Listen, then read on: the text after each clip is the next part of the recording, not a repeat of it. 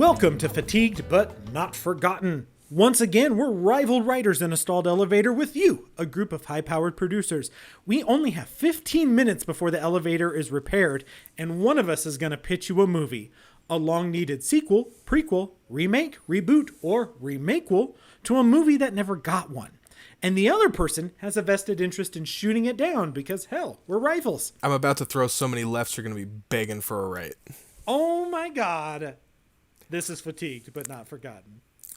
My name is Matt Reifschneider, and I am joined by my friend and co-host, Sean Caylor. How are you doing this afternoon, Sean? Oh, I could not possibly be more excited to pitch my movie today. Ooh, so Sean is pitching his movie today, and just for those who haven't listened to these before, he's going to have 4 minutes to make his initial pitch to the movie to you guys, the producers here in the elevator. Then I'm going to get 4 minutes to defend why he's a fucking idiot. And I'm going to be able to do that pretty easily, let's be honest. So, I mean, if you guys could just see this guy over here, I mean, come on. So there's that. So I'll have 4 minutes to defend it. He'll then get a final statement, and then I'll get a final statement, and then we're going to leave it up to you guys, the producers out there, to choose whether or not he gets his money for his movie. So, just throwing it out there. Spoiler warning. I'm assuming you're going to go into spoiler territory with this one, Sean? Not as far as one would normally, but yes, certainly am. I'm tapping my fingers together very sinisterly. All right. Okay, so let's get this clock ready. You've got 4 minutes to pitch this goddamn movie. All right, and here we go. So, what I am talking about, of course, is going to be a remake of a movie they attempted to launch an American franchise for, and I'm going to tell you why it deserves that franchise. So, Gary Daniels, Malcolm McDowell, Downtown Julie Brown, Dante Bosco, Clint Howard, Chris Penn, hell, even the Mastodon, Vader, the pro wrestler, were all in one movie together, and that movie was Fist of the North Star. 1995 classic based on a Japanese franchise. So let me just kind of give you the elevator pitch for the franchise as a whole, and then I will go into detail about why this movie deserves another chance. So what Fist of the North Star is after some nuclear bombs drop, a lone martial artist wanders a wasteland trying to right wrongs and kind of, you know what, it's Mad Max. This is Mad Max, but the main character is Kane from Kung Fu. Except instead of Kung Fu, he does martial art where he punches people a bunch of times and then their heads, and I mean literally, explode. That's his martial art. He plays with people's pressure points and it causes their heads and bodies to explode. Literally, their head explode. So, the basic pitch and what I'm going reboot for this on is the most famous arc of this kind of saga in Japan, and the one they did already try and do an American movie on is the first story, which is how the main character is named Ken, or Kenshiro, but how Ken basically got his scars. He famously has a Big Dipper scars on his chest. Fist of the North Star, ha ha ha ha. Given to him by his rival Shin, who is basically the rival school of martial arts. So this is some old kind of school kung fu grindhousey stuff. He's the last fist of the Southern Cross, and never shall the Southern Cross and North Star meet. Well, Shin ends up stealing Kenshiro's wife, Julia, girlfriend. And she basically says, look, I'll marry you, Shin. You just have to spare Ken's life. And Shin says, okay, but then he stabs him with his fingers, repeatedly until he creates this North Star pattern on his chest. And basically, this movie I'm pitching is just going to be Kenshiro getting to Shin's castle and allowing the North Star and Southern Cross to meet again. And what's kind of cool about this setup and why I'm kind of sticking to it is I'm really inspired by the Fury Road take, where I'd almost want to go minimalist story, minimalist dialogue. Hell, why not just get George Miller to direct it? I'm gonna even go ahead and pitch that. Shit, Tom Hardy can be Ken. We can just totally lift Mad Max for this. Except, and I really need to focus on this part because I've got 5 seconds left in this pitch, he does a martial art that literally makes people's heads explode. Time. Wow. I did not expect Fist of the North Star. That is a wild choice. Okay. That's a deep pull. That is a deep pull.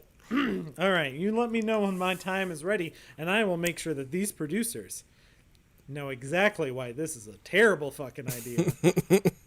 And go. All right. So, you know what? I appreciate, Sean, that you would stand here in front of all these nice people here in Hollywood and try to tell them that they need to make a martial arts movie. Because, let's be honest, Hollywood has not had the best run on martial arts movies ever. So let's make that clear. And I'm saying this as a martial arts fan. I love martial arts movies. I love kung fu movies. I love samurai movies. I love all of these under the sun, right? But Fist of the North Star, it's a hard sell. It's a hard sell because it's based on a previous, IP that has a very, very devout cult audience. And for that devout cult audience to buy into this, you're going to need to adhere to them a little bit. And there's already, I believe there's like 3 or 4 Japanese animated movies based on this that were based on the TV show and things like that. But you're going to need that audience to show up. And it has been well known in Hollywood that if you try to remake Asian films as American properties, those audiences do not show up. And it doesn't matter how prestigious your director. You could get George Miller. I definitely wouldn't cast a white person as Kenshiro. I think that might be a little bit of a stretch. Just throwing that out there. If you change it just to Ken, maybe. I love me some Gary Daniels also. So, and let's be honest, he actually played Ken in City Hunter. He played the character Ken from Street Fighter in that movie in a weird rendition of that character. But, I think that you would have to adhere to the kind of the original concept to get that audience in, and they don't show up. This has been proven time and time again. Let's look at the Old Boy remake. It doesn't matter. Spike Lee, absolutely. Josh Brolin, these are big names attached to this. And the audience didn't even show up. Didn't matter whether it was good or bad. They should have had at least a good first weekend, and it just didn't happen. So as far as that goes, I think the property itself, while an interesting idea to reboot, I just think it would just cost too much for that cost. Your profit and loss margin on this would be a little bit tight to do it. You'd have to do it at a lower end. And trust me, as soon as you started talking about this, I was like, fuck, I would really like to see a sequel with Scott Adkins in it, But Of course. Of course, Scott Adkins, he's my man. So, but even his movies they just, they can't even find an audience here in the U.S. He often goes on the record as saying, piracy kills his films. And I think that would be something that would happen for Fist of the North Star. So as producers, you guys out there, I think you should really look at this and be like, this is a business most and foremost. And will Fist of the North Star make us money?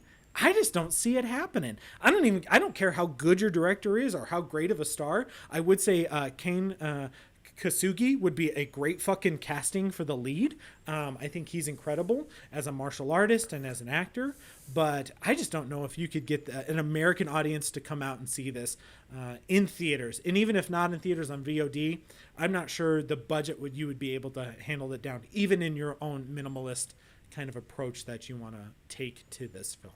So ultimately, I'm sorry, producers, but as much as I would love to see a Fist of the North Star remake, not happening. Man, see, that was some dirty pool. That was some dirty pool, but it's okay. I got something for you. Okay. Let me go ahead and reset this here timer.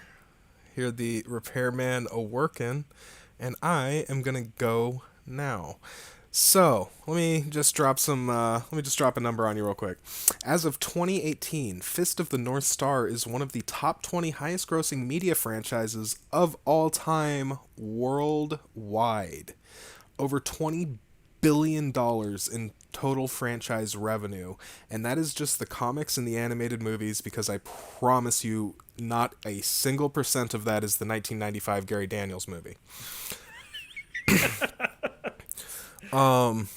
So in and of itself, it is a viable franchise. We know it's a viable franchise, and we discovered with Mad Max Fury Road that the simpler the story is, the more we can make it work. Look, part of what I love is the exploding heads, but if we're talking about this like really realistically, you can even downplay that a little bit. Get it more like Kiss of the Dragon, where they're just bleeding from the eyes or nose or whatever. Get yourself, Iko Uwais as Kenshiro. I realize that's still, at least I've got an Asian actor this time. But I think if you got a little bit of that Raid energy in there, a little bit of that Fury Road energy in there, you can really make something. Now, I myself would absolutely go for the Blood Explosion Extraordinaire personally. But I do have more of a stomach for that kind of silliness, having grown up with these kinds of anime and stuff like that. I do acknowledge a Western audience doesn't necessarily work with that, though, will say, and this is the rare defense I'll give of the 1995 movie, as much as I personally love it, and I do, but it's a guilty pleasure, and I admit it. The head exploding effect in that movie is actually pretty good. So yeah, I think we can do it. I think we can make it work. That's my time. And now your time. Let's see you flounder some more, my friend. I don't need to flounder because this film is going to do it all for me. So it's just going to sit there and flap around like a dead fish.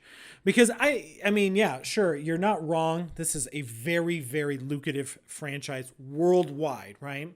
And I understand that a film like this, if you adhere to that international audience, yeah, you could possibly make some money at this. But I'm not sure that an international audience is going to buy into Hollywood doing a version of their property. Alita did numbers overseas. Yeah.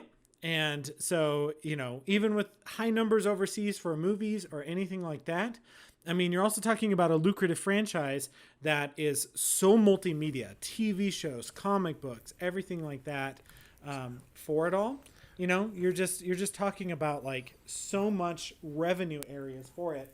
And you yourself just said the Gary Daniels movie isn't even a percentage of that. It's not even going to register for that. So I'm not sure a modern movie could. Maybe in the age of streaming, you could get some lucrative money in through there. I just think the creative curve of getting an audience to care about a Hollywood-produced movie like this is too much of a heavy curve, too much of a mountain to climb.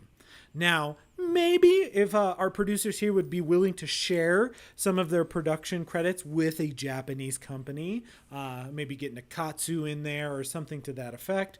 But I just don't think that these producers are going to want to share their profits in those regards. And I'm not sure that this is a film that's going to do that. You know what? I might even give you TV show instead of a movie. That might work even better, but at this point, I'm just thinking, That's your time. So, did I compel you? Did I use the Hokuton way of 1,000 fists and convince you? I think it was more of the way of 1,000 misses. So, The way of 1,000 whiffs.